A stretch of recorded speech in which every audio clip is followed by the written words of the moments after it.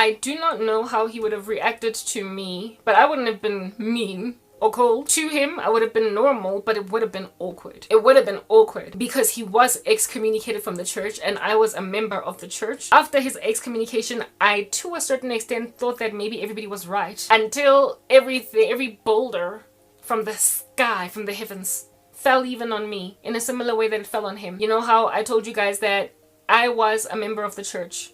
They had known me, even though I wasn't there all my life like the guy. I had, however, brought my mom and my younger sister once or twice to the church. And then they never came back again. One time when my mom went to the church to lament about me, they took her side. And they tried to make me look like a crazy woman because I was prayerful and so disturbing their occult magic. So therefore they decided to take the side of my mother. How do you take the side of... You see, with my mom it was even worse. Because the wife claimed to be a Christian and she was also actively involved in the church. The husband, same thing.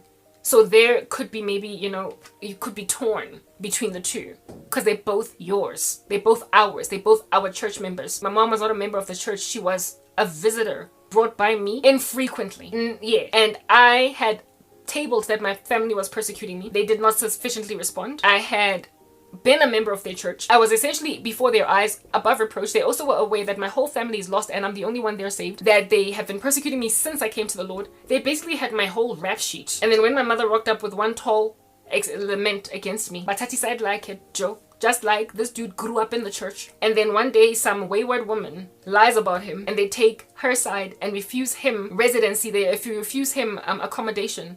To try and help someone that was from outside that came in. They had that for a reputation. They had that for a reputation. They literally used people as handlers of their church members. And they had a reputation of taking the sides of people that were mafigizolo at the expense of loyal folk that had been there all along. So when the boulders started to fall on my head, at that stage, I made a solid decision about what was going on with that guy. Because throughout the time when the church discipline was going on and the meetings were happening where they were calling him out and he wasn't even coming into the meetings, he stopped coming to Bible study, he stopped this and that, the other. I was already creasing my forehead. The thing that really threw me off my rockers, the biggest and the baddest, was the fact that he tried to go home and his parents were told by the church, shut him out. Don't open the doors. Yeah, that really got to me because I remember thinking, yo, Mina, if I was high and dry and I went back home to my mom and some stranger from the street convinced my mom not to let me back home and I had to like trudge these streets by myself to figure my way out, I would literally hold such a big grudge against my mom for that, and I would certainly separate myself away from any ecosystem that would sow that kind of discord between me and my biological family. It was Stepfordy. It looked like the way that rules in the church are. If there is an immoral man among you, cast him out. Even like if anybody does not hate mother, brother, father, that is biblical. That's why Karabo was like a Stepford church. With Stepford wives, they are expected to act in the way that women are typically supposed to act. But we've got our own free agency and every so often women rebel against their God-ordained roles. So to make a woman a Stepford wife is to, against her own will, force her to adhere to God-ordained roles. It's not a willing submission. So these people were not willingly submissive to God. They were creating Stepford disciples, and it was Stepfordy because rules were adhered to, but there was no gauging of shrewdness. There was no gauging by shrewdness as a snake, of deception, like of a wily woman that is lying about a person whose story you have more of than her. You don't know her like you know him. Coupled with the fact that he's been giving you his side of the story, and initially he attended all the therapies, all the whatnots of the church. It was only at the juncture of refusing him access to his parents' house that he broke off contact with the church altogether. He refused to come to Bible studies. He refused to come to the meetings concerning him. The, what do they call this thing? The marriage counseling meetings between the pastor and the two of them. He stopped pitching to those marriage counseling sessions, and it was accounted against him as infraction to not attend those meetings when my birth parents that I grew up in the house of refused to let me go home so I could cool off for a brief season. His parents hurt him so much, they betrayed him, that he decided to react by cutting off the whole church. I understood where he was coming from with that response, and I was, like I said, perpetually creasing my forehead when I would listen to all these things that are happening in the church and the spirit of church discipline. It was all very Stepfordy, robotic, right? No real true consideration of human nuance. But it was when I was dealt with a similar blow at the hands of these people that I realized that I basically solidified the side I took pertaining that strange marriage. that by the time I left the church, they were still together, they were still married legally. But I don't know if they ever since then got a divorce. I don't know what happened. I get some words I say me. The whole thing blew over with me being blown over. Okay? Like, these things intersected. His discipline started before mine. Before I lost everything at MTN. How it is that I even broke off from them was because I sought support for what was happening to me at work. I was losing my job, my career, everything. And they didn't appropriately respond, and I got mad. I got angry just like Peter. I was not given the kind of support and fellowship and love that I needed from my brethren. And so my response was to also be mad. I also got angry at the church's response to my sorrow. During the same time I was losing my job, they listened to my family instead of me when they knew that my family was persecuting me. And then they tried to make it look as they tried to basically justify what they were doing to me by saying that I am mentally ill because my family has checked me into a psychiatric hospital. As I was there, guys. At which point I then, because I got mad, I then started to confess, and I sent a text message to the head honcho lady telling her that, look, I'm even aware that you're a little witch. I told her I know she's a witch.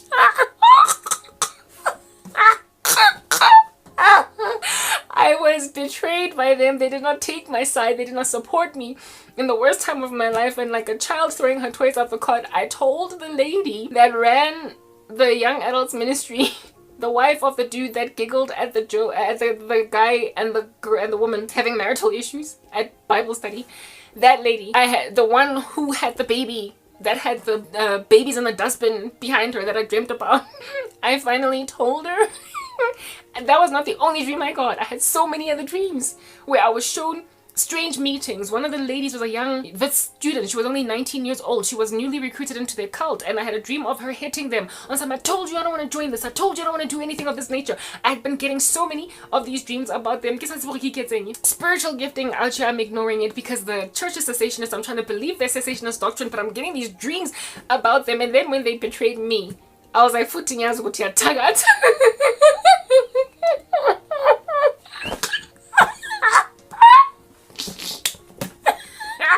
hey, you can take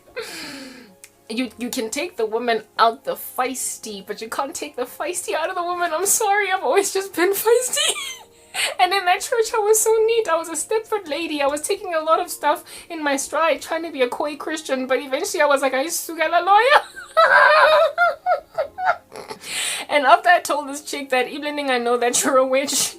I know what you did to, I didn't say it in so many words. I was like, God showed me that there are things that you guys do there that I'm aware of. Yeah, I basically let her know, right? Because they were all just trying to act like I am crazy. So I finally told her that y'all are not sufficiently supportive of me. Plus, on top of that, it is, of course, rich, or it is, of course, what is the word that I'm looking for?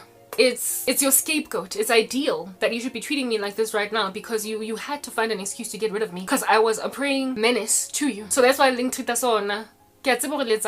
That's why you're all not appropriately responding to my pain. So whatever, I don't care. And this woman, instead of responding to me, because you see, coward, she sent her man on me. She sent her husband on me. And the husband was like, Karabo, I really don't think what you're doing is appropriate. Why are you not threatening my wife, but what are you saying to my wife? She's really very upset. And I remember I didn't respond to him.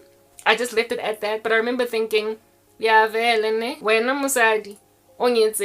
of you to send me your husband, I don't protect. I don't have male protection. I don't have that covering. I moved. I didn't respond to the husband. She sent her husband on me. She said, she chose to send her husband, so I didn't respond to the husband because I was not about to enter into an altercation with a mediator, and also I was not about to enter into quarrelings and babblings after I dropped the bomb of I know what you did last summer. I'm not about to go and give them all the weight and girth of might that they needed in order to essentially incarcerate me for charges that are not true of me. And I then went on right ahead to continue to write about my experiences in my blog about some strange church that I attended where they were doing black magic, but I didn't call them out Gadibito. When I was sitting at home, but suspended from my job because a whole bunch of things were happening at the same time with MTN and they were not supporting me regarding that. Yeah, when then I had just been suspended from my job and I was sitting at home waiting to see what in the world is going on, one of their members started stalking me where I stayed. Mind you, they didn't know. Nobody had ever come to my apartment. That apartment was only about 2 months old, 3 months old, and I had not yet had a turn to host Bible studies at my place. Plus, I was living in Four Ways, which was quite a stretch away from Rodipo, this side where the church was. So it would not have even been a favorite to come to for Bible studies, because I was kind of like out of everybody's way. So if maybe I stuck around for a little minute longer, they might have gotten out of their way to come to see me in my apartment, but they never got to come to my place. They also did not have my home address, because it was a new place. I had yet to register it anywhere. Do you understand what I'm saying? Not even the banks knew where I stayed yet, for crying out loud. And yet I got stalked by one of their ladies who came to my place buzzing and ringing and trying to come in. Buzzing and ringing at my gate, trying to come in, stalking me during the season when I was sitting at home. Really, the walls were closing in on me and everything was really getting messed up. I was just eerily pursued by strange, weird occult practitioners. The lady of which was, yes, a member of that church, but she had a breakaway in her own neighborhood that she tended to attend more frequently than where it is that we were at. And again, I dreamt about her and her church. Ile some red carpet, dizzy, heavy, occult driven. It's like people were wearing white, like, white hoodies, carrying candles, oming, and it was on the floor, red carpet all over the show, and red tells me witchcraft, lots of witchcraft rituals. And the church was scantily attended by parishioners who all looked like they were in a daze, a trance, like women, like they would be like maybe out of a church that could house easily on a packed Sunday, maybe 300 people in the pews. There were only like maybe 7 or 8 people, all just scattered in this church, and all of them were swaying front and back in a trance. It's like it was their victims, and I was among them until I snapped out of the trance, only for me to see walking up and down the aisles these people that are carrying candles in white robes, saying hom hom hom, while this woman is at the pulpit preaching, when a woman is not even supposed to teach or exercise authority over a man. But a woman can stand over other women. In all fairness, that church was full, there was only women, so I guess for those reasons she could teach over women. But my goodness, yeah, when I saw that church, outside, I then find myself go Roma, go Soweto, that is mixed with Rema, mixed with Grace Bible Church, mixed with basically it was Roma, Grace Bible Church, Rema, I made mention of that, and it was packed. Mara on the outside were Roman Catholic popes manning this entrance, refusing certain people to come in. And the only people that could come in were wealthy. They were arrived celebrities, and there were also people that were doing well in their careers in corporate South Africa, with their Mercedes and their Bentleys parked outside. Instead of you walking straight into the church and then you sit down, it plunged into what looked like a canyon, an abyss, and these people all turned into a gloomy red-black as they were busy praising, worshiping, singing worship music, but they were in this abyss that was sunken. This church was next door to the one, this woman that kept on knocking on my door. Guys, I've seen stuff. Yes, that was the Lord showing me that people in this country are attending one of 2 churches. Either one that is small, quaint, like a Baptist church, but it's full of rituals and people are not aware of it. Or it's mega churches, and those mega churches want only the wealthy. Those mega churches are catering only to the needs of largely the wealthy. And all of them are in an abyss. When they go to church, they're as good as worshipping in the center of hell. That was the Lord showing me the state of the church in the country. And this woman that was busy knocking on my the gating, complexing through the security that I told don't let her in. She was a leader in that church over the women's ministry. It was a church in Randburg. Yeah, that was her breakaway church. But she also used to come to the one Yarona, because that's, I guess, where she started out. But then the one in Randburg was closer to her. So this lady used to stay in my neighborhood, right? She was a Santonian. Therefore, they sent her. On me, guys. I've seen stuff as well. You're chilling in a cessationist church that does not believe in the gifts of the Holy Spirit. And then you dream about all their satanic occult magic stuff going down. And you're supposed to just ignore that? You're supposed to just act like, I ate that pizza, that's why I'm dreaming bad. When I saw that dream, after I saw that dream, I was like,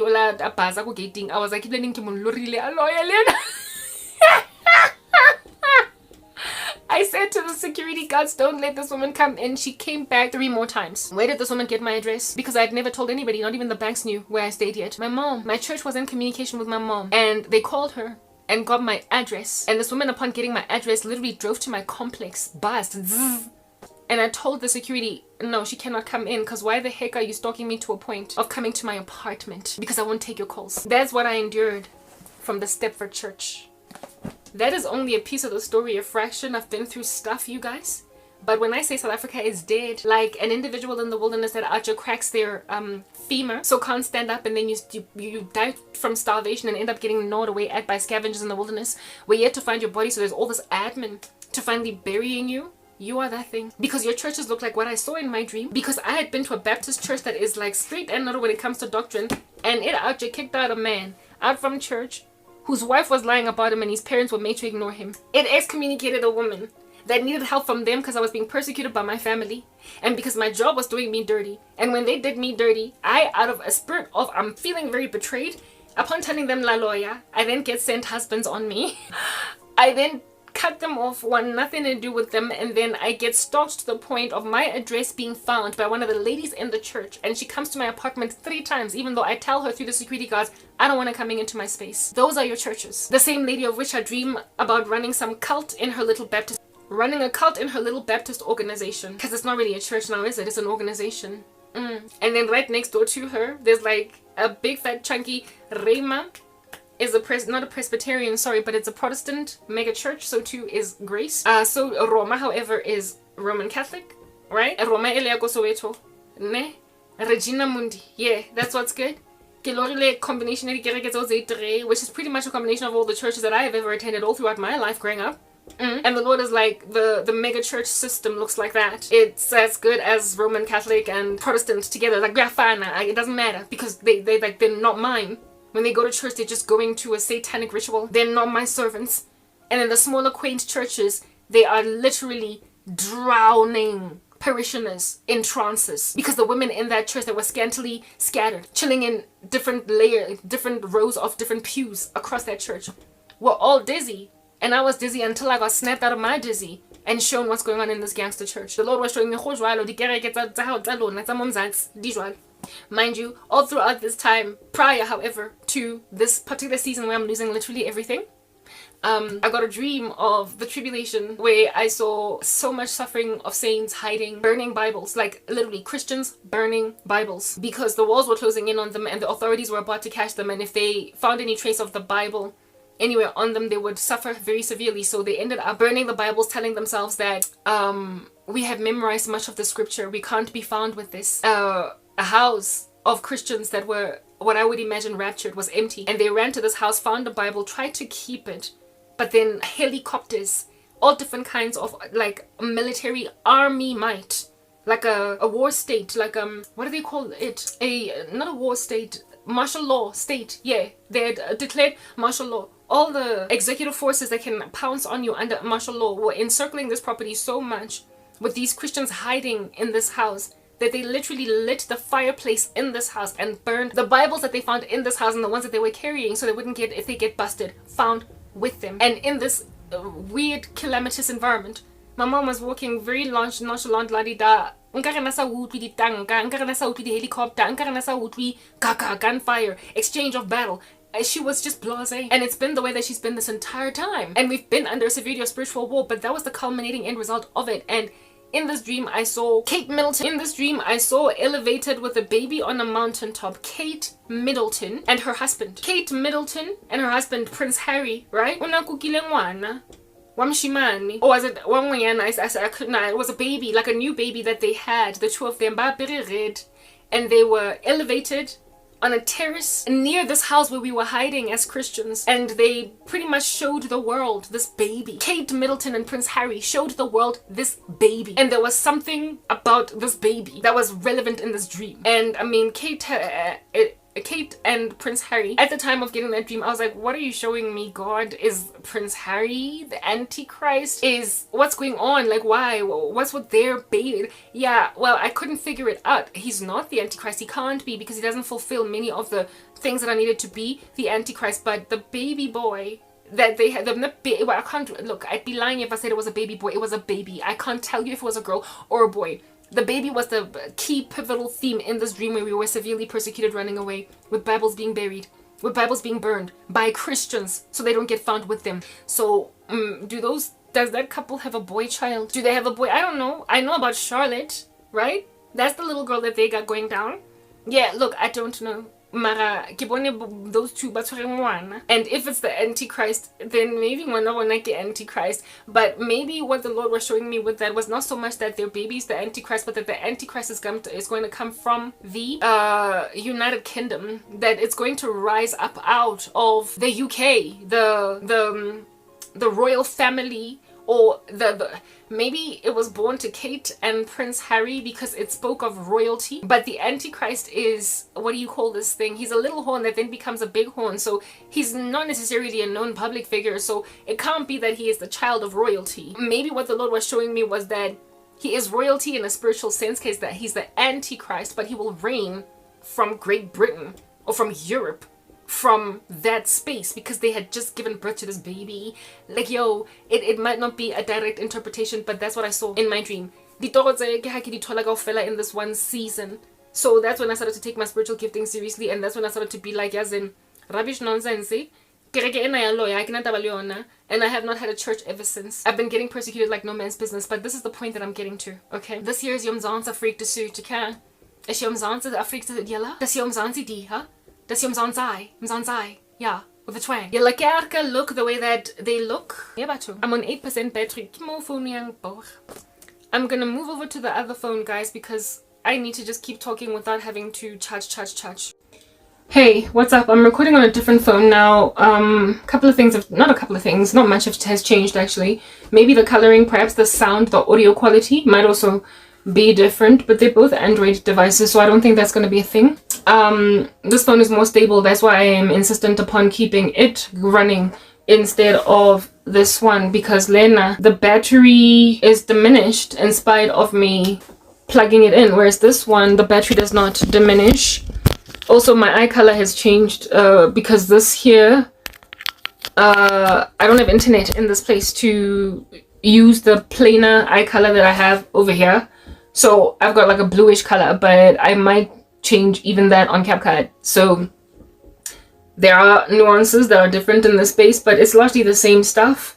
But I bet you can tell that the color is different somehow because I'm using a different phone because it's more stable, and I'm done editing on it, so I can afford to use this phone to finish talking without pausing because I'm sick and tired of that. Anyway, whatever. Look, the last video that I recorded prior on this cell phone device was I was talking about Kate Middleton and her husband Prince Harry. They had a child, and that child was very particular, a theme in this dream.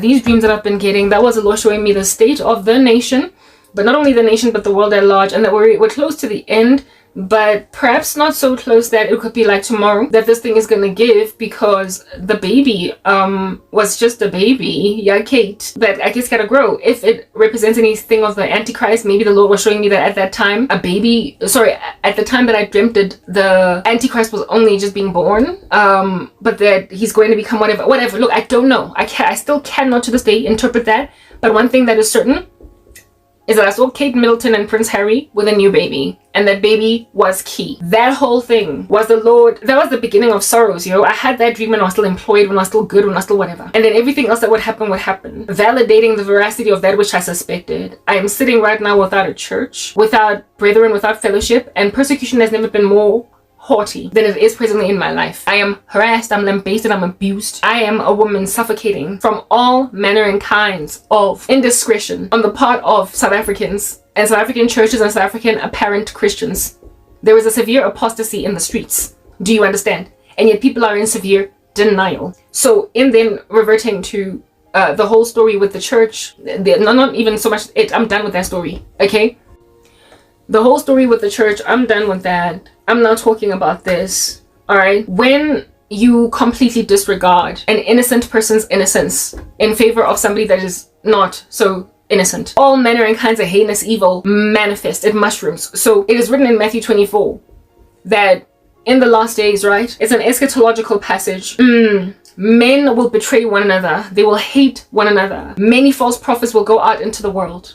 And because of an increase in lawlessness, the love of many will grow cold. That's Matthew 24. So the increase of lawlessness that is encircling us causes people to be so cold of affection that they don't intervene, especially over the lives of those who need intervention. Like innocent people need intervention so that bullies of a prolific, monolithic nature don't finish them off. And when you don't take the side of the innocent and therefore award crowns on the heads of those that have earned them, you create a cataclysmic space. You create a disaster in society. You create anarchy, and you create the beefing up and then emboldening, therefore, of wicked structures that then, thanks to them getting away with murder, will pompously and arrogantly flail accusations at you when you are in a position to prosecute rather them.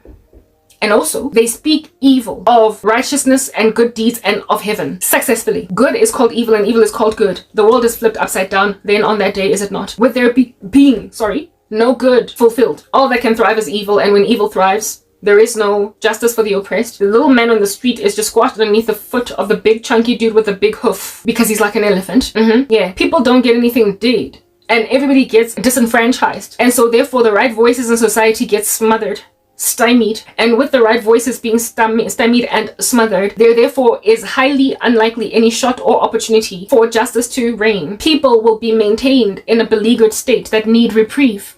So there will be essentially unnecessary death. There will be an unconscionable amount of senseless killings, senseless deaths. Needed people in society will cease to exist while the wicked thrive. That's an epidemic of the last days. Do you understand? And I am a living, walking, gawking, senseless death, gazing at everybody. But by the amazing grace of God, I'm covered by the one true, am I not?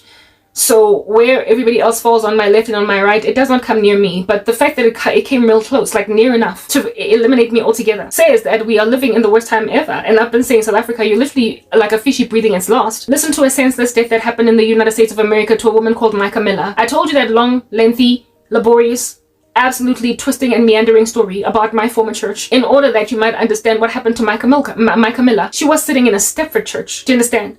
There was us just standing with the wrong people, because I guess it makes sense for us to stand with them because they're the ones in authority. They've got what we call authoritative or positional power, while the clearly innocent individual in the room, however outnumbered in terms of support structures, is smothered by a tyrant and a monolith that won't leave her alone until she takes a gun.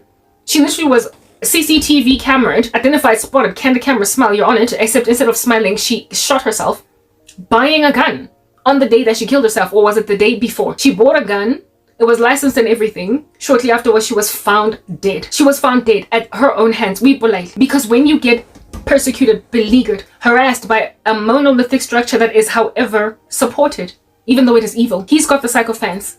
He's got the believers. He's got the supporters. While the person here who is right does not have the supporters. That person will feel beleaguered, like there is no justice coming, like I will never breathe, I will never catch a break, I will never be okay. And so a mother takes her life in spite of what that might do to her children. When you feel overwhelmed by an impending cloud that will inevitably darken everything in your ecosystem, and you feel like there's nobody that's going to give you even a sliver of sunlight before that cloud catches up, or before it engulfs you whole, rather than die a painful, slow death of depression and macabre where nobody's coming for you, you must just be subjugated to the tyranny of crazy people. Sometimes you feel in that listless state like you need to take matters into your own hands, and then you kill yourself. The lack of justice awarded Micah Miller under the hands of that nasty charlatan killed her because he had sycophants. There was evidence that he was wrong and nobody stood with her. And then lo and behold, hypocrites, duplicitous, it's giving double standards. After she dies, and only then is there a little mini rioting, picketing, like placarding, orating on a soapbox.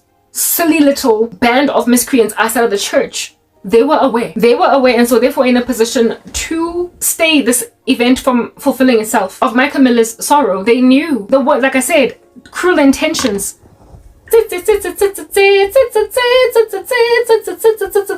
throughout. This man's preaching, pastoring, and all that jazz in a church where he was supposed to be made to step down. You can be a parishioner, but please, you cannot for the life of us be a pastor, be maintained in that position, because you are no longer fit to preach. But he was maintained while people kept on watching the videos of Micah online, taking the side of a person that is clearly wrong.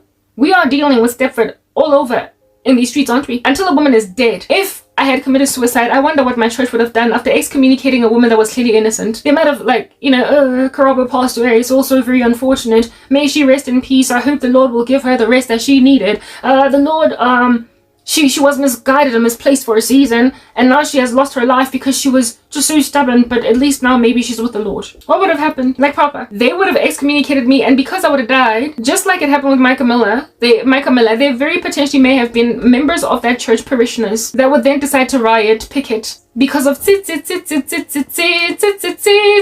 and I had a it was called my blog. My church was, what is the word that I'm looking for? They were stalking me. I get it, they did find my address, did they not? But my blog was something they could easily find. I never told them about it, but it was easy for anybody to find me, because in the search engine, if you typed in Karabo Hlongwane, you would find my blog. It was uppermost in the search, because of how it is that I created the website. But then after that event happened at my church, I made a decision to remove Karabo Hlongwane as my name and my about page on my blog, in order that people might not easily find me. So I changed it to Cranberry K, because I wanted to stop being so easily findable by people who are surveilling me for no other purpose but to be crazy and nefarious. Yeah, that's what's good. Do you understand? But my church folk who were able to find me just by typing in my name, and so finding my blog, which was like literally number 2 on the search engine. Cruel intentions. If at all I had passed away, if I had committed suicide, because literally the thing that they did to me, the excommunication at the height of my sorrow, they were busy excommunicating me from a church. So basically they would have been at the height of abusing a woman that was already going through too much. I'm out here losing a job, I'm out here losing family, I'm out here losing a place to, but everything was falling apart in my life. And then they do that to me. If I had killed myself, there might have been some sober person in the church that would have been like, seriously, are we going to be such a Stepford church? Are we going to be so stoic? Are we going to, in the spirit of fulfilling Bible religious rules, ignore that a woman committed suicide at the height of sorrow in her life, when as the body of Christ, we were not there for her? Like, what happened? How in the world did things get to the point of Karabo committing suicide? Like, why did she have nobody? And why at the height of her sorrow did you excommunicate her for? Listen, what was the reason that they excommunicated me? Right? I saw that in a dream. I would never have been able to go back to that church. What was the reason? Stuff I was writing in my blog, and the fact that I told one of the witches that she was a witch. Remember the woman that I was talking with, they abandoned me, and then I flat out said, Lenning, I know what you did last summer. Based on that, they excommunicated me. And of course on the fact that I was writing stuff in my blog about the church, even though I did not mention the church by name. I just merely said, there was a church I was attending and this kind of stuff is happening over there. And so based on what they called my heresies, they declared me an infidel, and therefore in a meeting with church members excommunicated me, just like they did with Peter. If I had killed myself, some people would have been like, I don't care if you excommunicated her because apparently she was crazy. Bottom line is, you let one of your own die like that. Like, you left it to, like, the body of Christ is not supposed to operate like that. We're not supposed to have random suicides just popping up out of the woodworks because there was nobody there for a saint.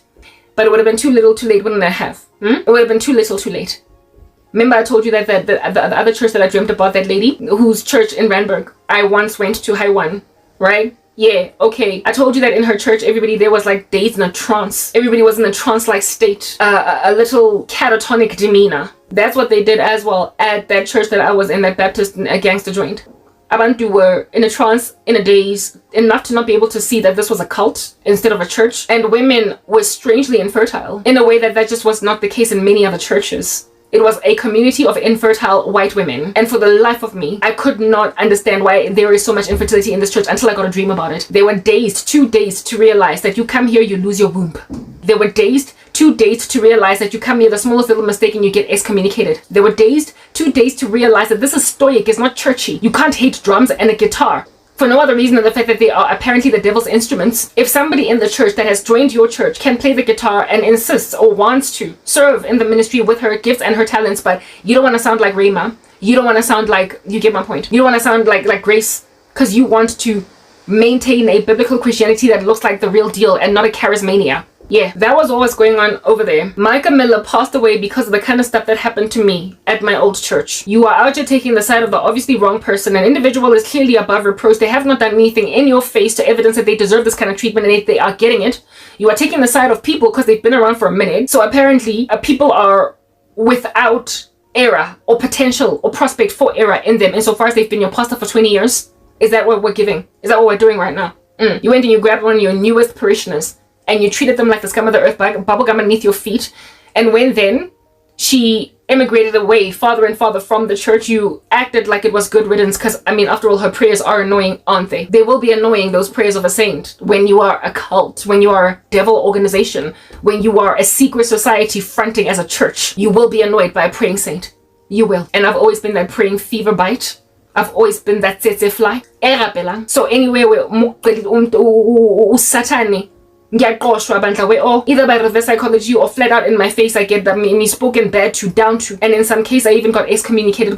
It's the 21st century church, and even then the latter part of it is isonto la 2025 the last days, the end run, the ones who are gonna make it into the rapture. The churches out in these streets be looking something like that. Something like that. Yeah. Louis Vuitton as opposed to back in the good old fashioned days. Oshapa is saying Louis Vuitton mara baby. Because Wabina, that is what is good, right? So with that being like a whole total thing, comprehend that if you don't award a crown on the right head and that particular regal figure or structure dies, you are killing more and more holy priesthood, royal nation, people that are important for a country, people that are necessary for an ecosystem to thrive, people that are healing, people that are nursing and doctoring in any ecosystem. You are eradicating them. You are eradicating needed souls, nurturing moms. You are eradicating present dads, responsible patriarchs, responsible stewards of the earth. You are neutralizing them. Out of Micah Miller and her ex-husband, the one that was best for the earth to be maintained as a going concern was Micah. And yet she died at her own hands because she was denied justice under the church and felt beleaguered by a structure that would engulf her like a black cloud if she did not take herself home, because she felt like taking herself to Jesus was her only justice, because the earth will never get to a point of awarding it to her. After all, they're busy sitting a cold child in winter. They're busy sitting like a cold child in winter in front of a heater, in front of a charlatan that is provably a charlatan, and yet that is stuff that is like conveniently slid underneath the carpet. So in returning then to pageantry, that analogy that I was making, remember, with Vanessa Williams, how can you call me Miss America and then take the crown away? If you don't make like the American Miss America pageant committee and take away the crown of a person that has displayed that they don't deserve it and give it to the first runner-up, or the second runner-up, if the first runner-up falls apart or whatever, you are one that is misadministrating justice, and so therefore you are causing an inevitable anarchy, the anarchy of which is going to disillusion the mistreated, the maligned, the misappropriated, the disenfranchised, and to make them feel as if though there is nobody coming for them, following which they will then make like Micah Miller and take matters into their own hands, give themselves a form of justice, take myself home. Well, in South African terms, it's called civil war. They're going to discover that they can do nothing about the deep state tenement of South Africa. There's nothing they can do about this deadly country. It's absolutely nothing. But for take up arms. I did tell you guys that you are literally gawking and looking longingly and lovingly into the face of a catastrophic civil war that is going to lay your nation so prostrate at the mercy of war disaster that it is going to take so many decades to rebuild that only your Gen Alpha babies, essentially the ones that have just popped out of the belly day before yesterday, are the only ones that are going to have some kind of a semblance of a normal South African existence. Lebalanga, Gen Z, Joy, Gen Millennial, Millennial, Gen X, and I mean, of course, the boomers are going to die because of the bombs. It's going to get bad. Maybe not bombs. South Africa is not a nuclear state. We don't have that kind of arsenal weaponry, but we do have little mini rifles and AK-47s. We've got little tear gases. We've got Molotov cocktails. We've got hands that are like Velcro that just stick to stuff and get out. We've got whatever it is that they use in order to bomb ATMs. And that's going to be out here bombing your house down. You are going to live. Do you understand? And this war is going to end only because those who are presently stubborn and recalcitrant to correct their actions are going to end up with war fatigue until they concede. But by then, you are going to be looking at rubbles for downtown Joburg. You are going to be looking at rubbles for Gugule, to largely the Kasis are going to be massacred, but as a result of bitterness as to the Kasis being brought to the ground, they're then going to, emigrate into the burbs and then lambaste Stanton. That is how South Africa is going to lose its standing as Africa's most industrialized economy, because you can't be maintained as an industrialized economy now, can you, when there are craters in your highways created by bombs, created by fighting, created by war activity, the war of which is right inside your own four walls or so. All that can be done for you internationally is the same kind of work that the UN or Amnesty International or maybe the little funding mercies of, European or Western nations, basically, European countries or even North American countries can do for you. You're fighting within yourselves, among yourselves, so it's very hard to take a side now, isn't it? It's very hard. They will take a side. They will take the side of the people who are right, but they will also be beleaguered. They will also be run over. This nation is headed for a cataclysmic civil war. And ladies and gentlemen, I'm not going to be here for it, because Lot is extracted out of Sodom before fire and brimstone. Sodom of which is eliminated because of sin, right? The days of Noah, the thoughts and intentions of mankind were evil continually. You are destroyed for sin within your own carcasses, within your own bones. It is a bacteria metastasizing in your own bones. It is eating away at your flesh, and it is finishing you. You are self-defeating. And a self-defeating structure awards no justice. It takes a whole cool 3 decades to admit who is right and who is wrong. Like that analogy that I made with the parents who had a derelict kid all the way up until matric that turned a new leaf at varsity, refusing to let that kid finally take her position as queen. When the star student and the star child goes awry and becomes a junkie, when you refuse to put the crown on the former derelict, now turned sober citizen, you endure through anarchy for the duration of time that you refuse to award the right crown on the right head, the whole country, for as long as a parent takes to admit that my historically irresponsible child is not the only one that's responsible, however long it takes for that parent to get there. In other words, if it takes up until that kid is in their middle age, that's how long it's going to take for structures to be torn down, a nation to be made to get on its knees and grovel and beg. And in South Africa, those of us who were not previously the darlings of the land now are, or could be, and yet there is no one prepared to acknowledge that as a thing. So I'm like Vanessa Williams. Look at you being Miss America and then keeping your crown despite the money on the couch. You're gonna be maintained as a president even though you are full of trash. Until the whole nation is bombed into oblivion, that's what. Until the country is bombed into oblivion, listen. This year is not gonna end well. Cruel intentions. That cruel intentions thingy, my Bobby.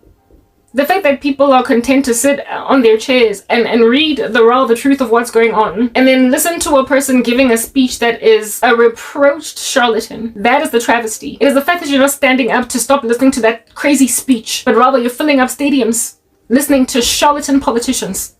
That's going to get you massacred as a nation. Do you understand? It's just a matter of when the body gets found in the wilderness, following which the rigorous process of identifying it, and then only can we lay it to rest.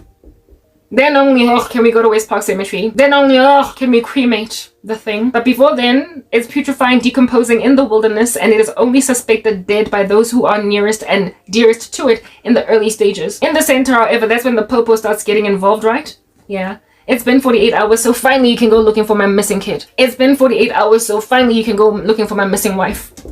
I started here speaking about, what do you call this? MTN, otherwise known as N, because it's like a marble in the head instead of like actual brain matter, gray matter. Yeah. When I started at MTN, it was just like that teenager. When I started working at MTN, it was just like my Stepford church in the first few weeks of me being there. It appeared all so right until it became clear that something nefarious was awry. Something was stanky. Yeah, clearly. However, there was a great deal of denial. But you see, when it's stank in the sky, there's going to be infertile women in a whole congregation. It's a weird, anomalous statistic. It doesn't make sense to be in one ecosystem. It's just basic rules of probability. It is highly improbable for a good 80% of the women in a congregation of churchgoers to be infertile without there being a pathogen to account for why they are infertile. If everybody's getting cancer in a 1 kilometer radius neighborhood, honey, look at the water they're drinking. Honey, look at the fruit that they're picking from the tree and eating. Honey, are the children not playing with mercury in the grounds? Is there no mercury poisoning in the sky? Statistics, basic statistics, can explain why certain trends occur in an ecosystem. If in an entire country, 12 to 20% of women are infertile, okay, you win some, you lose some. Maybe you're born with bad eggs, you know, genes. But if in a country, 80% of women are infertile, look at your water supply. Look at the air. What are they pumping therein? Are they chemtrails? If in a country, 20% of women are miscarrying pregnancies, oh, sorry. Try and see if you can't see a fertility specialist. You win some, you lose some. But if in a country 75% of women miscarry at the 3rd trimester, perfectly healthy pregnancies, look at the water, look at the food, look at the air. Because this here is a bizarre inference to reach that it's mere happenstance, probability. You win some, you lose some. It's not you win some, you lose some. It is sabotage. And that's what was happening in my former church. A good 75% to 80% of the women therein were infertile, having to adopt a whole bunch of black babies. I ain't got no qualms with you adopting some babies that need some mamas, but I got qualms with 80% of women in one particular congregation unable to have kids. It's not normal. Look at the rituals therein. Enough for one of the little devil worshippers there to say, I'm worried, I'm so worried that when I want to have a baby, I'm not going to be able to have a baby. You are a culprit. Of course you're going to say you're worried, baby, because you're worried that your little spell might be like a gas in the sky. It's ubiquitous, and so everybody inhaling it sneezes. So you might just sneeze from it too. Are you worried that the spells are contagious? Is that it? Is that what we're doing over here? I literally went on right ahead to tell her, don't worry, infertility is not contagious. But I guess witchcraft could be, because it is spiritual. It's like a gas. And she was worried. But no, she carried to term because she got protected by her cult. Well, South Africa, what chemtrails are you putting in the sky, causing us to bleed out of our noses, following which we then die from brain aneurysms? What? Exactly. Tell me. What is it that's causing this civil war? Hey? What under heaven is going on in our crazy country that has made literally everybody be up in arms at that level of division? Why are white farmers being so abused? Why is anybody sitting inside a church before a charlatan preacher out here trying to take away water supply from white farmers? Yeah, that's a new development.